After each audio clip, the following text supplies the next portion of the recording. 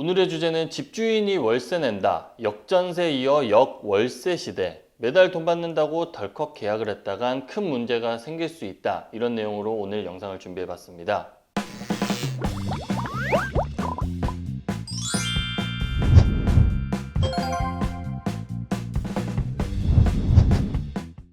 최근 역전세 이야기 많이 들어들 보셨을 텐데요. 이 사례를 먼저 한번 살펴보겠습니다. 강남 사구 주요 아파트 단지 전세값 하락 사례입니다. 서초구 반포동 반포자이 2022년 지난해 최고가 22억 원인데 지난달에 12억 원 전세금이고요. 전용 8사 기준입니다. 국민평형 기준으로.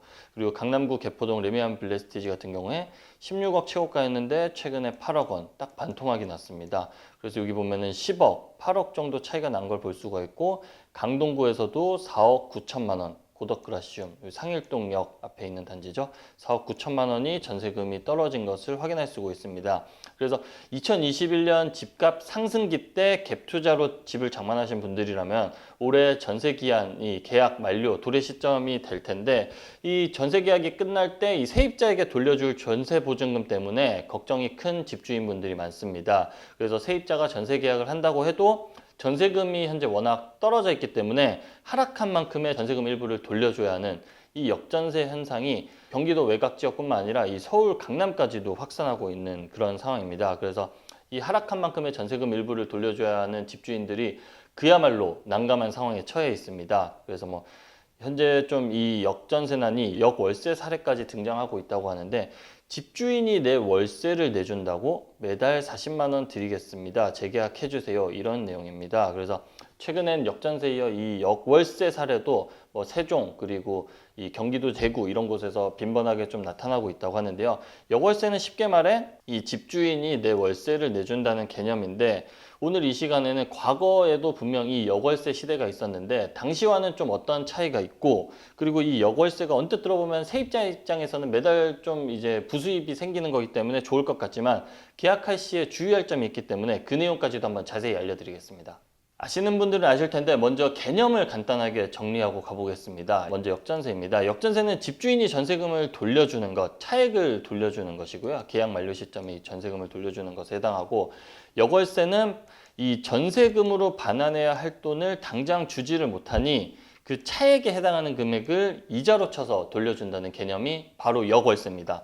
이 역월세는 아무래도 기본 전제가 역전세가 돼야 될 테죠. 그래서 이 전세금이 떨어지면서 보증금을 돌려주지 못하는 역전세 상황이 발생을 하면서 이 전세 보증금을 돌려주지 못하는 집주인들이 나오기 시작하면은 역전세에 이어 역월세 시대가 본격적으로 지금처럼 도래할 수 있는 겁니다.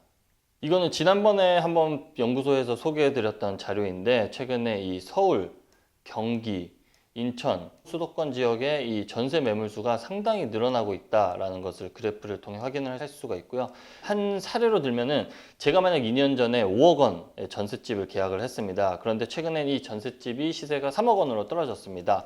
만약 재계약을 하게 된다면 제가 세입자가 되니까 2억 원을 돌려받아야 할 텐데 이게 바로 역전세입니다. 역전세. 보증금을 반환을 해줘야 되는 게 역전세고요. 최근 강남에서 아까 보시다시피 8억 원을 돌려줘야 된다, 10억 원을 돌려줘야 한다 이런 사례가 나오고 있는데 이게 바로 대표적인 역전세난에 해당하는데 문제는 여기서 또 발생하는 겁니다. 이 집주인이 넉넉한 현금 부자라면은 이 수억 원에 해당하는 금액을 돌려주면 문제가 않게 되지만 이 보증금 차액 2억 원, 제 집주인이 만약에 이 2억 원을 돌려주지 못하는 경우에는 이제 문제가 생기는 겁니다. 이런 분들이 적지가 않겠죠, 아무래도. 그래서 집주인들이 구하내는 게 바로 이 역월세입니다. 그래서 이 전세금 차액에 대해서 월세로 계산을 해서 세입자들에게 돈을 준다는 건데 이자를 준다는 겁니다. 쉽게 말해서. 그래서 시중은행의 뭐 전세 자금 대출 금리 뭐 5%, 4% 후반 뭐 정도를 기준으로 해서 세입자에게 이자를 준다라는 개념이죠. 저희가 2년 전대로 한번 돌아가 보겠습니다. 이때 생각해 보면은 집값 상승장 때인데 이때가 현재와는 좀 완전히 정반대되는 시장 상황이라고 볼 수 있겠죠. 이 전세금이 급등하는 장에서는 계약갱신을 할 때 집주인들이 어땠습니까? 과거 집주인. 2년 전보다 가격이 올랐으니까 세입자들한테 1억 원, 2억 원 시세만큼 좀 올려서 계약을 해야 된다. 이렇게 얘기를 했었죠. 그래서 세입자가 막상 그 돈이 있으면은 지금 살고 있는 집에서 뭐 재계약이 가능하지만 자금이 그만큼 없다면은 금액에 맞는 다른 집을 구해서 좀 이사를 나가야만 하는 그런 상황이 생겼었죠. 2년 전에 다들 기억을 하실 겁니다. 그래서 뭐 서울에서 살다가 경기도 밀려나는 세입자들이 탈서울 러시가 이어지고 있다, 이런 보도도 많았는데요. 그래서 기존 주택 입지보다 이 외곽 지역으로 밀려났던 분들이 많고, 그런데 지금과 같은 부동산 하락기 때는 아까 말했던 대로 어떻습니까? 이 여월세 시대가 오히려 도래를 했습니다. 오히려 이 집주인과 세입자가 완전히 갑을관계가 바뀌어버린 거죠. 아까 말씀드렸다시피 여월세 현상이 나타나기 위해서는 이 역전세가 전제로 깔려야만 합니다. 그런데 이 역전세라는 게 당연히 뭐 최근에 올해 갑자기 처음으로 발생한 일은 당연히 아니겠죠. 그래서 2019년 최근에도 발생했던 것을 확인할 수가 있는데, 과거 기사입니다. 전세 시장에 경고등이 켜졌다.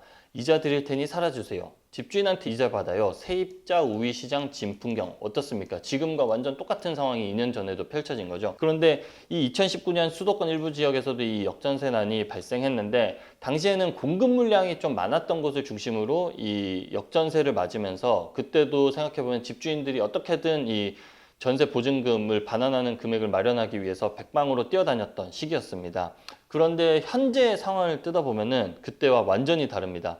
그때가 이제 공급이 터지면서 전세금이 떨어지는 시기였습니다. 하지만 매매가는 상승을 계속을 했었죠. 2018년, 2019년 계속해서 집값이 상승하던 시기였고, 그리고 지금처럼 당시에는 금리 인상기도 아니었습니다. 그래서 매도를 통한 수요자들이 있었기 때문에 매도를 통한 좀 자금 확보도 가능했고, 대출 부담도 상대적으로 적었던 때였습니다.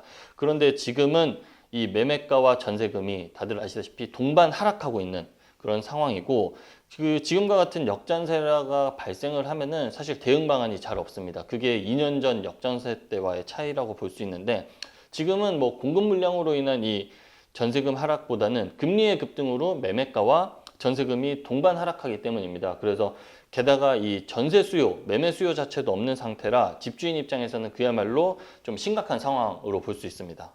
그렇다면 이 여월세 상황에서 집주인과 세입자는 각각 어떠한 속사정을 갖고 있는지 좀 들여다보면 좋을 것 같은데, 집주인을 먼저 보면은, 집주인 같은 경우에는 새로 세입자를 구하려면 어쨌든 중개수수료, 복비를 줘야 되기 때문에 이 금액이 좀 부담이 될 터이고, 무엇보다 지금과 같은 상황에서는 이 전세입자를 구하는 것 자체가 상당히 어렵습니다. 하더라도 시세보다 훨씬 더 저렴한 금액에 이제 거래가 이루어지기 때문에, 이 어쨌든 지금 이 세입자를 구할 수 없고 중개수수료 부담되기 때문에 기존의 세입자에게 역월세를 제한한다. 그리고 자기가 자금 여력이 없기 때문에 아무래도 역월세를 제한한다, 이렇게 볼 수 있고, 반면에 세입자 같은 경우에는 현재 금리가 오르고 본인이 대출받았던 금리 부담으로 인해서 이자 부담이 결국에 커지기 때문에 좀 더 저렴한 집으로 가서 이사를 가야겠다. 왜냐면 지금 전세 시세가 많이 떨어지고 있기 때문에 전보다 훨씬 더 저렴한 금액으로 좀 전세집을 구할 수 있겠다. 그래서 이자 부담을 낮출 수 있겠다 생각이 들 겁니다. 그래서 전세자금 대출 이자를 낮추기 위해